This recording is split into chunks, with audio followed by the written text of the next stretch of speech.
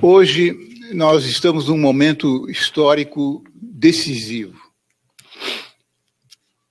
O capitalismo foi a primeira civilização mundial da história. Todas as outras civilizações foram ligadas a um espaço geoeconômico e tinham um determinado conjunto de valores, um espírito, enfim.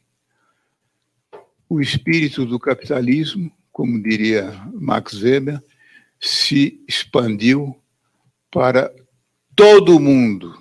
Não há hoje nenhuma região do mundo, nem mesmo aquilo que nós antes chamávamos de região bárbara, que não tenha adotado o espírito capitalista. Só que esse capitalismo que nós conhecemos, eu, sobretudo da quarta idade, que conheci muito bem, era um capitalismo industrial. Ele começou em meados do século XVIII e esse capitalismo foi responsável pela a maior produção de bens que a história já conheceu, num ritmo espantoso. E, de uns anos a esta parte, nós verificamos que há uma estagnação econômica, a produção cai em todos os países. Imaginem só que a China, que foi até há pouco apresentada como um modelo de crescimento econômico, apresentou, pelas últimas estatísticas, um crescimento econômico semelhante, ou igual, praticamente, àquele que ela tinha no campo industrial há 7 anos atrás. Há uma queda de produção no mundo inteiro. O que é isto? Isto é o fato de o capitalismo industrial ter sido substituído pelo capitalismo financeiro. Antigamente, eram os industriais que davam as cartas, até no campo político e internacional. Hoje, são os banqueiros. Ora, o banco não produz nenhuma riqueza. No máximo, na melhor das hipóteses, ele é auxiliar da produção, através do crédito. Só que hoje, os bancos chegaram à conclusão de que eles ganham muito mais além do crédito, fora do crédito. E apesar dos juros serem astronômicos. Aqui no Brasil, os juros de cartão de crédito chegam a 415% ao ano. Pois bem, como é que isto aconteceu? Nós podemos fixar um momento, que é justamente a passagem do século XX para o século XXI. E, neste momento de predomínio do neoliberalismo mundial, houve 2 modificações fundamentais na atividade financeira. Em primeiro lugar, a separação entre bancos de depósito e bancos de investimento deixou de existir. Como eu já disse a vocês que sou da quarta idade, caminhando para a quinta, eu vivi muito tempo em que um banco de depósito não entrava em bolsa de valores. E por que isso? Porque imediatamente após a crise de 1929, percebeu-se que a quase totalidade dos bancos nos Estados Unidos tomava depósitos, recursos depositados pelos seus clientes para fazer aplicações em bolsa de valores. Com o crash da Bolsa de Nova York, em 1929, e, portanto, desemprego em massa, os depositantes correram aos bancos para tirar os seus minguados centavos que lá estavam e não existiam mais.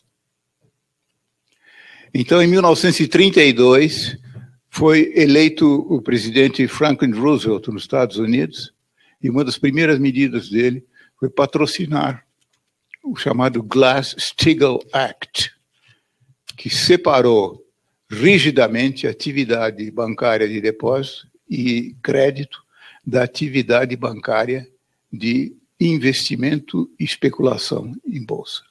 Pois bem, isso desapareceu em 1999. Segunda mudança terrível da passagem do século XX para o século XXI é que até então, e eu também vivi muito isso, sobretudo porque trabalhei em banco, as taxas de juros e a taxa de câmbio eram fixadas pelo Banco Central. E o Banco Central obedecia à política governamental. Certo ou errado, obedecia à política governamental. Sob a velha e falsa ideologia de que é preciso tirar os governos do campo e colocar só jogadores de futebol, só mesmo aqueles que trabalham e produzem, os bancos centrais foram tornados autônomos em relação aos governos e, na verdade, eles ficaram sob a dominação dos bancos privados. Então, taxa de juros e taxa de câmbio são os próprios bancos que fixam. E muitas vezes essa taxa de juros e até de correção monetária apresentada pelos bancos como sendo a que realmente aconteceu é falseada. Como se viu há alguns anos atrás, a taxa LIBOR era falseada e era a taxa mais importante usada no campo das finanças internacionais. Bom, com isto, nós temos uma situação em que a dominação mundial passou dos industriais para os banqueiros. Em 2011, 3 matemáticos do Instituto Politécnico de Zurique listaram os 50 maiores conglomerados empresariais do mundo. Desse total, 48 eram grupos financeiros. O que nós verificamos é que, com a passagem do capitalismo industrial para o capitalismo financeiro, não só a produção caiu no mundo inteiro, mas aumentou aquilo que se considerava um produto unicamente do capitalismo industrial, que é a desigualdade econômica. Quando se iniciou a Revolução Industrial, em meados do século XVIII, o país mais rico do mundo tinha o dobro da riqueza do país mais pobre. Na passagem do século XX para o século XXI, o país mais rico era 80 vezes mais rico do que o país mais pobre. Nós estamos, portanto, numa situação de doença muito grave. Sobretudo, agora que os bancos descobriram algo e que, no meu tempo, era pouco existente, que é a produção no mercado dos chamados derivativos, como dizem os norte-americanos. Ou seja, fundos de investimento têm cotas que são negociadas em bolsas de valores. Mas o que representam essas cotas? Representam aplicações em ações. E essas aplicações em ações?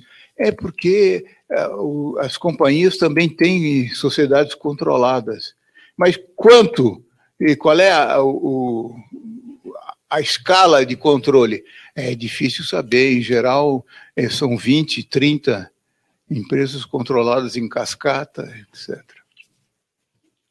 Ou seja, lastro nenhum. O que significa que, num verdadeiro castelo de cartas, basta tirar uma cartinha e ele vai abaixo. Foi o que aconteceu em 2008 com a quebra do banco Lehman Brothers. Imediatamente, como uma espécie de infecção aguda, a estagnação econômica se generalizou no mundo inteiro. Pois bem, nós não aprendemos essa lição. Ou melhor, os meios de comunicação de massa que estão hoje nas mãos dos grandes grupos financeiros impedem o povo de tomar conhecimento disso. Depois da crise de 2007 e 2008, nós voltamos a emitir os chamados derivativos.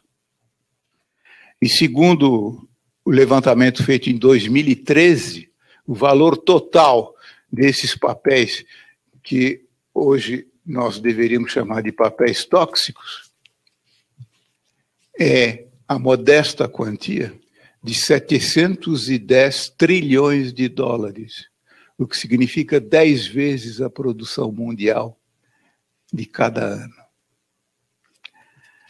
Bom,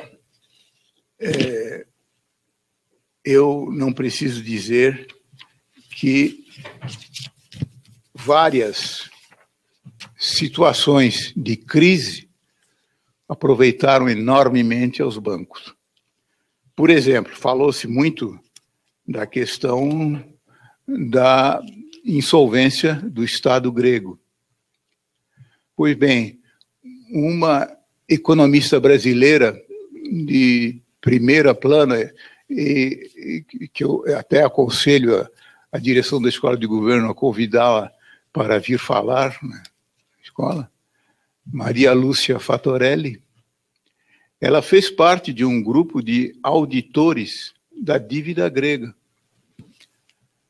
e chegou à conclusão de que os tomadores de papéis da dívida estatal grega, a partir de 2010, foram sobretudo bancos alemães. E esses bancos obtiveram até 2015 um lucro de 100 bilhões de euros. Então, acho que não causa surpresa para ninguém saber por que razão no Conselho da Europa a Alemanha foi o país mais intransigente em relação à aceitação de alguma moratória por parte do Estado grego. Que fazer? Nós não podemos, como no poema de Manuel Bandeira, só nos resta tocar um tango argentino. Porque, infelizmente, o nosso país vizinho não é um modelo para sair da crise. Nós temos que perceber o futuro com uma visão de generalidade, mas também não podemos descartar medidas pontuais que podem ser tomadas. No meu modesto entender, uma medida pontual de importância seria voltar à situação de regulação do mercado financeiro que existia até o final do século XX. Ou seja, banco de depósito inteiramente separado de banco de investimento e os bancos centrais têm que obedecer à orientação governamental e não à orientação de mercado. Mas isto é uma medida talvez irrisória.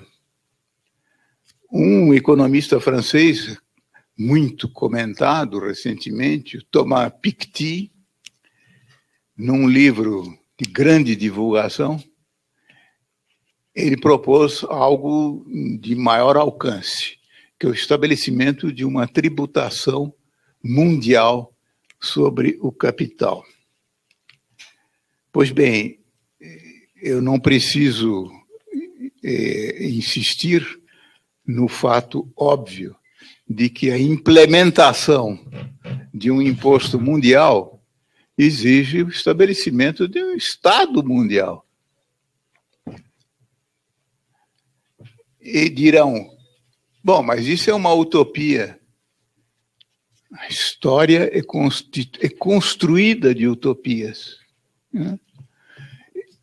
E nós vemos cada vez mais que os grandes problemas que sacodem a humanidade hoje são problemas de âmbito mundial.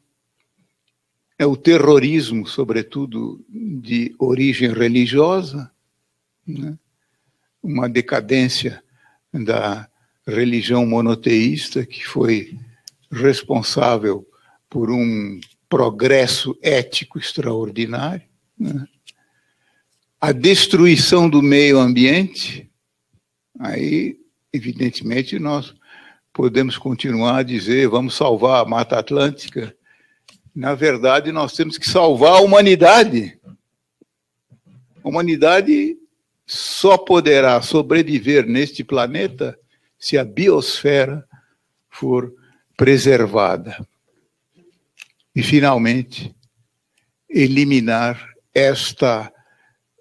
esse processo de desigualdade crescente que faz com que, aos poucos, cada vez mais, os pobres se tornem um empecilho à vida normal. Os pobres se tornam um entulho. E o Credit Suisse, que é uma instituição muito respeitável, em 2010 fez um levantamento da distribuição da riqueza mundial e chegou à conclusão de que metade da humanidade dispunha, em 2010, de menos de 2% dos ativos mundiais. Em 2015, foi feita a mesma pesquisa e chegou-se à conclusão de que metade da humanidade, 50% dos seres humanos, dispõe de menos de 1% da riqueza mundial. Não é preciso dizer que isso é insustentável.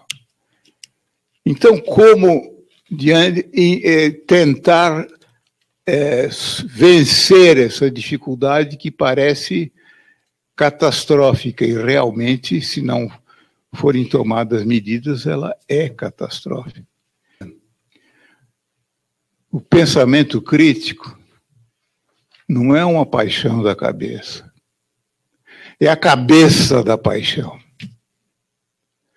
Que paixão essa que se chama indignação e que se concretiza pela permanente denúncia que põe em risco a sobrevivência da espécie humana no planeta. Muito obrigado.